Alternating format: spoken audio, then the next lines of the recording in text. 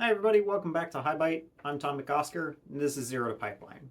Now, in our lesson so far, we've gotten up and running with Intelligence Hub, and we made our first pipeline. We've even made some data in it and sent it to MQTT that we can use for our case study as we go through.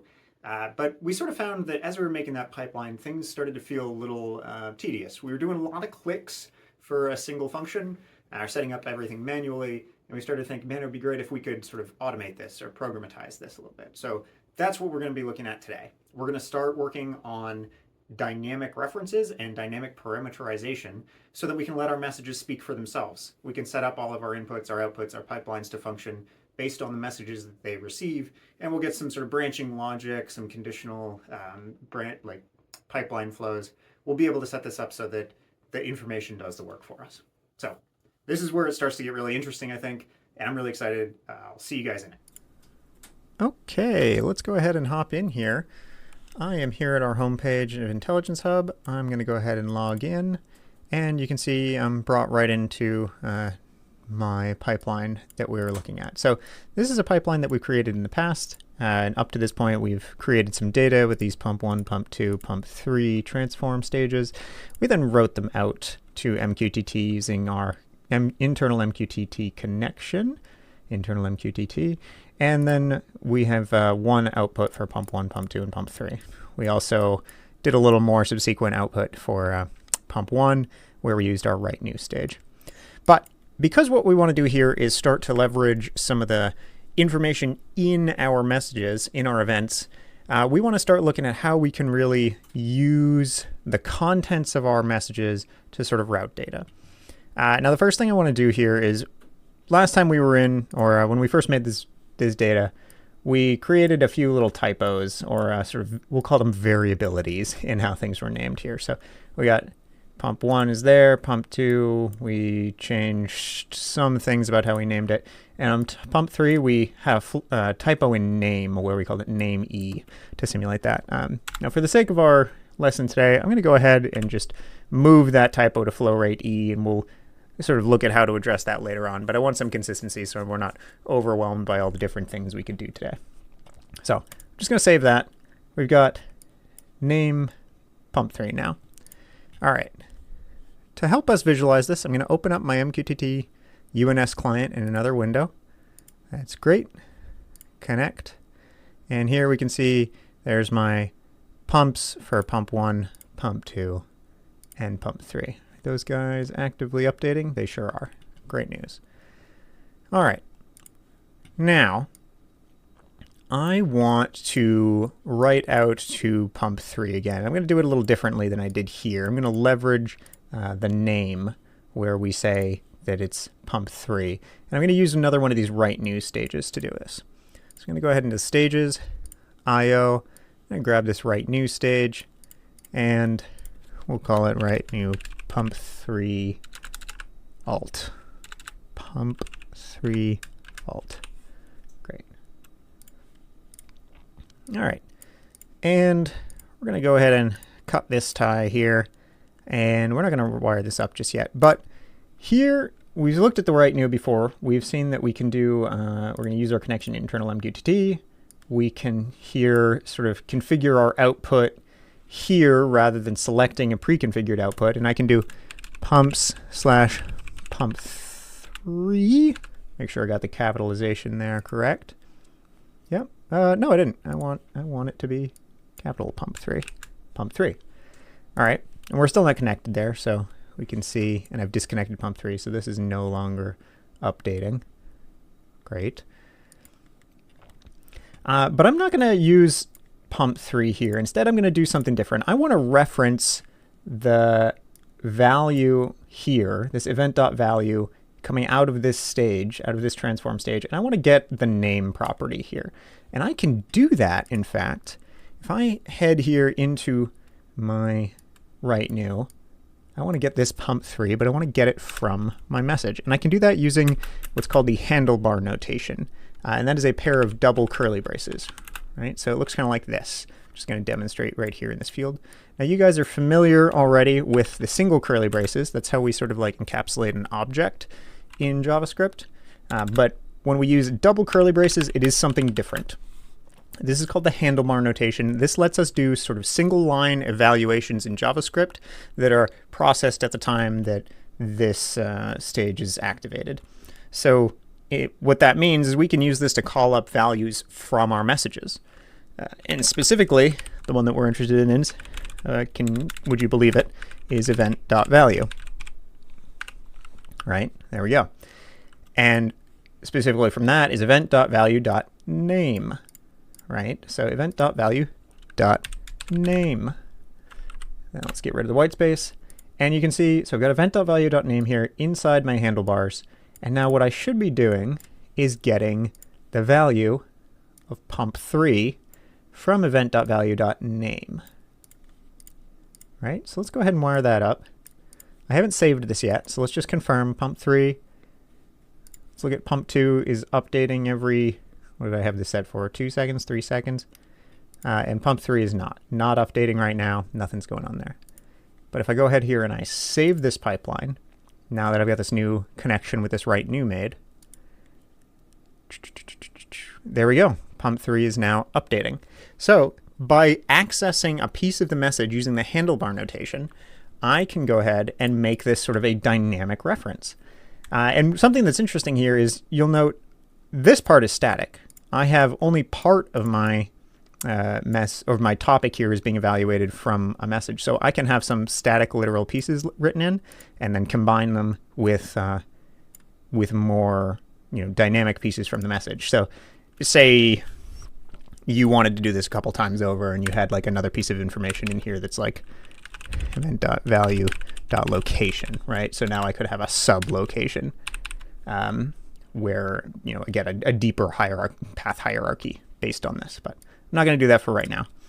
So there you go. That's sort of the first thing you can do. And you can kind of note, I called this pump3 alt, but in fact, there's nothing about this that even mentions pump3, right? This kind of lets the message speak for itself.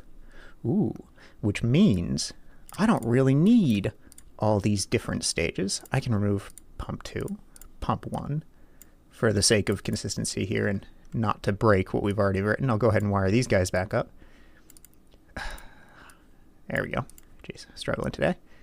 But I can wire these guys all into the same stage. And when I save this, because they all have this name characteristic, and you see this is why I had to fix that typo. We've got each of these creating an event. So 7 events, 8 events now each. And then all 3 of them are feeding into the same write new. And in fact, I'm just going to call this not 3 alt, but pumps. There we go. Now let's go back to our UNS client, make sure that we're actually indeed updating. All right, there we go. Pump 3 seems to be doing okay. Pump 2 is working fine.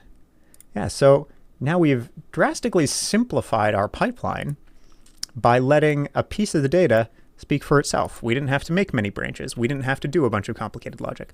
We let the data make its own work. So that's pretty cool. That's one way we can leverage the write new stage. And we can use these handlebars to sort of specify how we want the data to behave. Now, there is another way you could do this. There is a reserved word in JavaScript that is sort of contextual. It's this. Now, if we use this in this context, what we're going to be referring to from a pipeline is the event.value. So a lot of times, I think you're actually going to see this more likely. Personally, I prefer to write event.value. I think it's a little more explicit, makes me feel a little more like I understand what's going on. But if I save here, you'll note my pipelines are still working. My data is still updating. And this is all fine. So if we use this .name instead of event.value.name in our handlebars, it works fine. I prefer event.value, but I'm going to leave it here just for the sake of it. All right. So that's pretty neat. That lets us write out to a bunch of different stuff. So what about writing or reading in from different topics? Well, we don't have a read new stage, but we can do something similar. This is something I like to do fairly frequently. I just find it easier. But I'm going to go ahead and I'm going to go to my connections, to my internal MQTT, and to my inputs. Now, we've only got one input for pump 1, but I'm going to go ahead and make a new input. And I'm going to call this arbitrary topic because I'm going to use this to access arbitrary topics. And I'm going to go ahead and just create this. Oh, no, it's going to need me to put a topic in here. All right, fine. Let's do this dot my top. We'll just call it topic. All right. Here, this one is not event.value. This one is this. This is actually referring to sort of this implementation of a template. We're going to talk more about templates later on, so don't worry too much about that right now. But when you're creating these handlebars in an input or in a connection, you're going to prepend them with this. And essentially what we're going to do here is use the keyword topic as our way to feed in kind of what parameter we're supplying to our input. I'm going to show you how to finish that here in just a minute, but I'm going to go ahead and click create. And here's how I've said I'm going to use it. I'm doing this a little out of order because I needed to get into this dialog. I'm going to go up to my parameters, and I'm going to say I have one parameter. It is going to be topic. I can have a default value for this topic, or I can have it be empty and not have a default value. For the sake of it, I'm just going to go ahead and write, and it's got to be in JSON, which means we're just going to put it in as a string, pumps/pump1. Pump1 will be our default pump.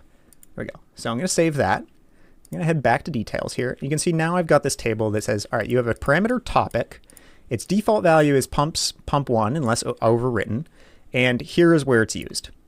So when I read this input, the value of topic is going to be replaced here. And that is how this is going to be written. So if I could hit test input, you can see there's my pump1 object.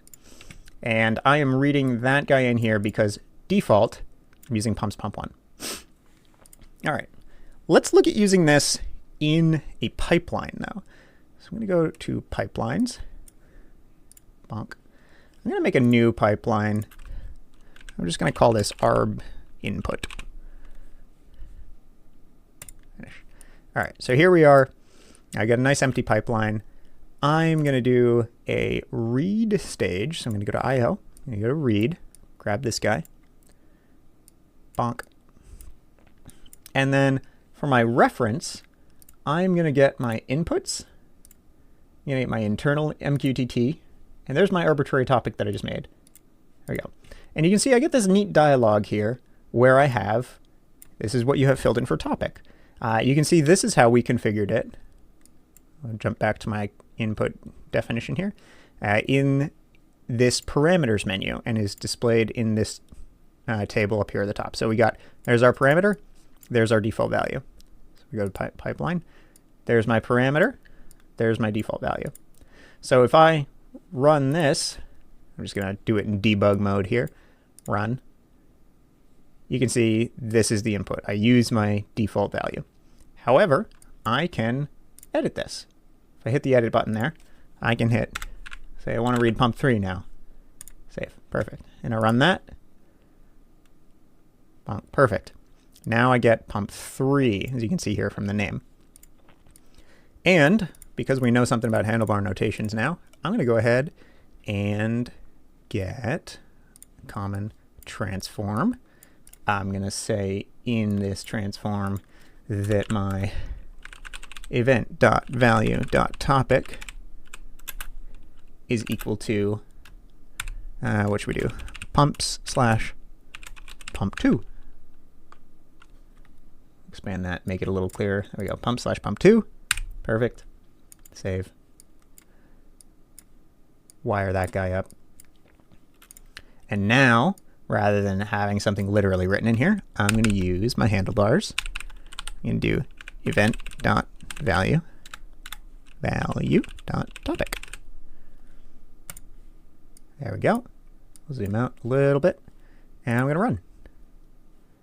And there we go. We set our, this sample and sample is just made from using the debug right, but there's the topic that we set. If I go into read, you can see, there we go. We're reading pump 2 as we've set right here. Okay, So when you use this reference pane, you can set your parameters that you have defined in your parameters window or in your parameters table. But you have sort of two options to interact with it, just like with the write new. You can write it literally. We wrote pumps/pump2 there, or you can pull it off using the handlebar notation. So that's kind of neat. I use both of these. Sometimes when I'm just goofing around, I'll have made an arbitrary input, especially if I'm doing a lot of different things in MQTT, and I'll just write stuff in there as I need it. Little helpful trick for you.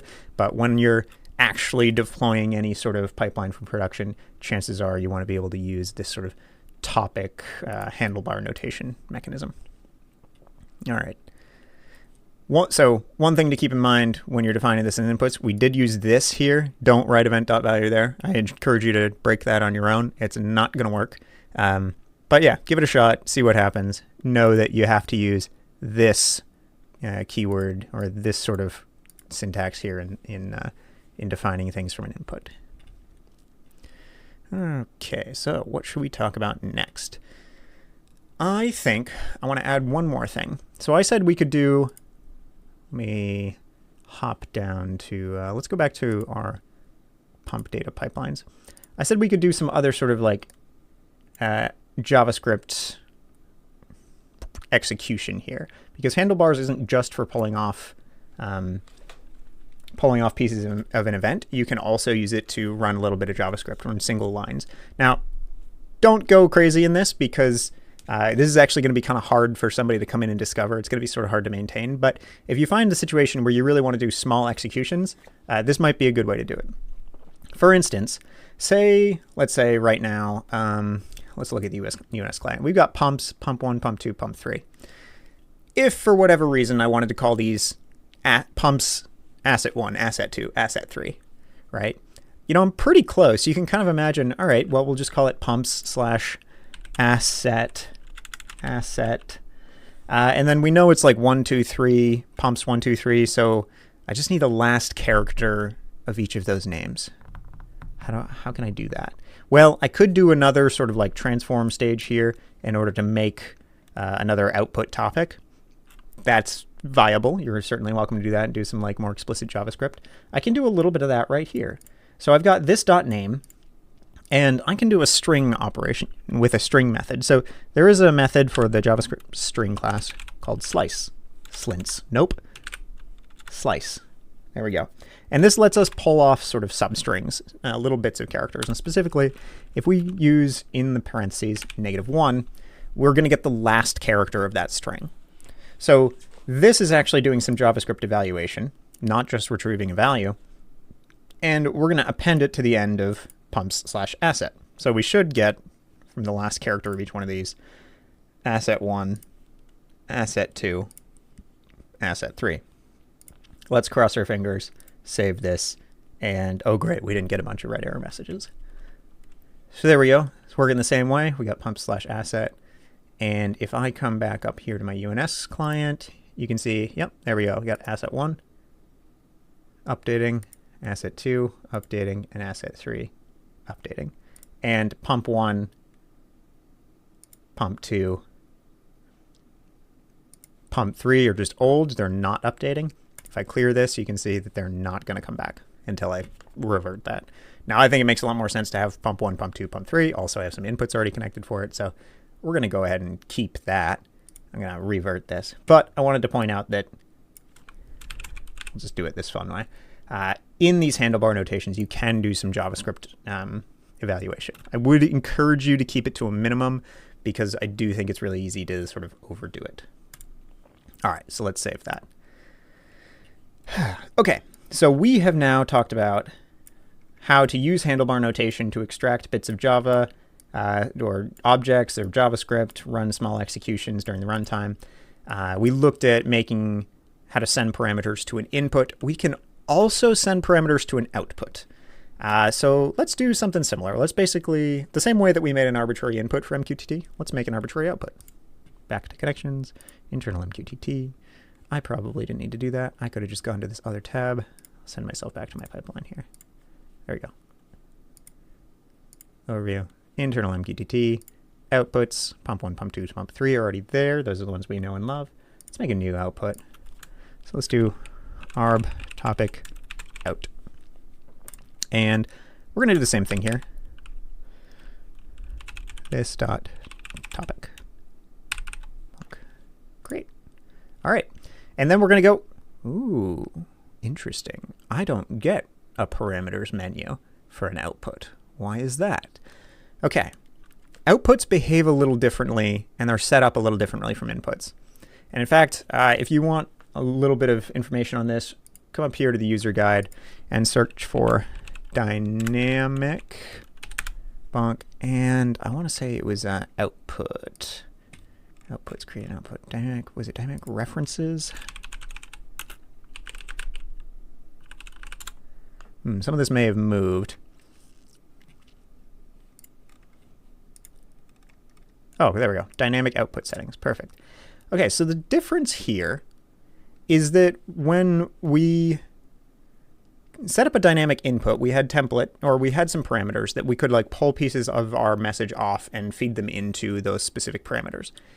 When we set up an output, it's a lot more explicit in that the pieces of your event.value that have, let me get back here, that have this attribute are going to populate these fields.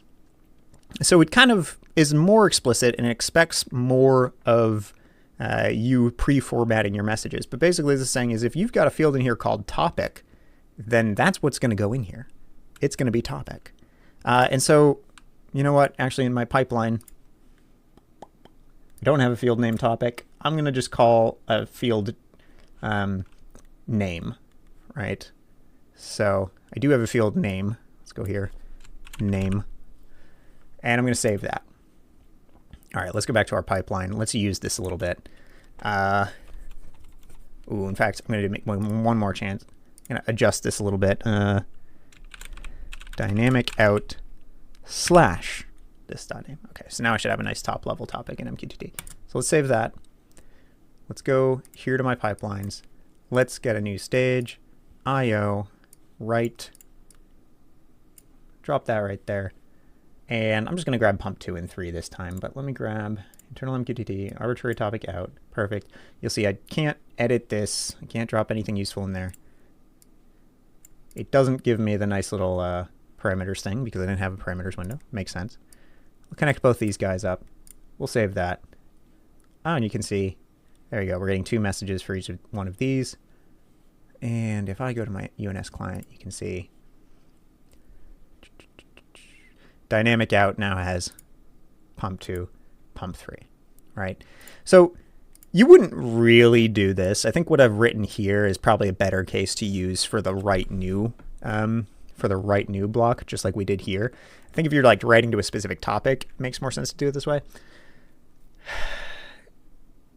This might be more useful if you have a sort of more defined top level topic or top level output that's with a more specific like sort of subfield. Like I'm thinking about connecting to an API where maybe you have a single connection, so you don't want to use a write new. You're going to like write to the same endpoint a lot, but you want the body of the API call to, if you're doing posts, to specifically be like from the message. So it might feel a little better to use a write stage than a write new, or most of it's pre-configured for you and you just got to like populate one parameter.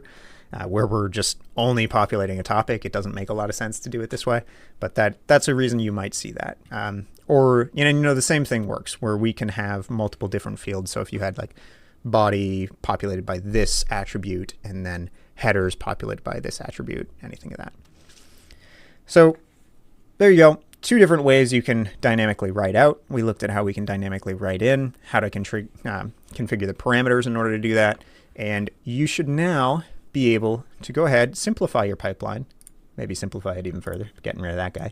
Simplify your pipeline by doing a single write new stage and dynamically referencing your messages. And hopefully, moving forward, you can make more of your data work for you. So in this way, our messages can do their own work. It saves us a lot of evaluating, a lot of branching pipelines, anything like that. So we'll try to rely on this more. I would say you're going to have to, in the real world, balance the amount of dynamic referencing you do, I mean, you can really get into the weeds here. Keep in mind, someone sooner or later is going to have to come look at this and see what you did. So having a graphical representation of your pipelines can be beneficial. Having things be self-evident can be beneficial. If you've got some really buried logic that's hard to follow or hard to explain, maybe doing it the longer way is better off for you. So yeah, hope that helps you. All right, guys. I hope you liked that. That is an intro to dynamic references and parameterization. Now we're actually going to use this topic a lot as we go through the rest of the modules. We're going to see how we can move information into instances, how we can use this to define templates. And it's really going to be driving most of what we do in Intelligence Hub. I think if you're not using this at some point, you're probably doing too much work. So I really encourage you to work through some of the examples that we tried today. See if there's anything, see how you can break it, see if there's anything that you want to explore. Feel free to send us questions. We're really excited to hear from you guys. I hope this helped, and good luck.